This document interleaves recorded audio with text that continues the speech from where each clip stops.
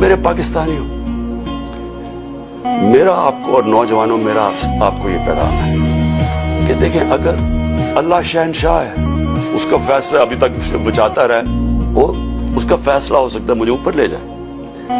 آپ نے سب نے میرے سے وعدہ کرنا ہے کہ کسی خوف کے بنا آپ نے ان کے سامنے ان کو معاف نہیں کرنا، ان کے سامنے کھڑے ہونا ہے۔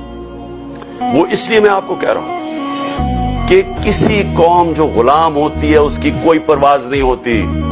مولانا رومی نے جب کہا نا کہ اللہ نے جب تمہیں پر دیا ہے کیوں چونٹیوں کی طرح رینگ رہے ہو؟ غلام رینگتے ہیں زمین پہ۔ علامہ اقبال کی ساری شاعری غلام مسلمان جو ہندوستان میں تو ان کو جگانے کی شاعری تھی، کیونکہ وہ جگاتے رہ کے کہتے ہیں وہ شاہین بنو، زنجیریں توڑو، اوپر جاؤ۔ اور زنجیر سب سے جو زنجیر ہمیں زمین پہ رکھتی ہے وہ خوف کی زنجیر ہے۔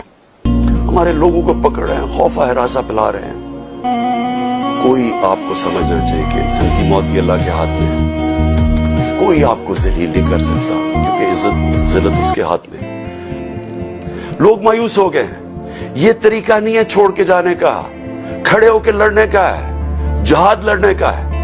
اور آپ سب کو، میں جیل میں جاتا ہوں یا مجھے یہ کچھ کر دیتے ہیں، آپ سب نے کھڑے ہونا ہے، کبھی ہار نہیں ماننی، آخری گیند تک مقابلہ کرنا ہے آپ نے۔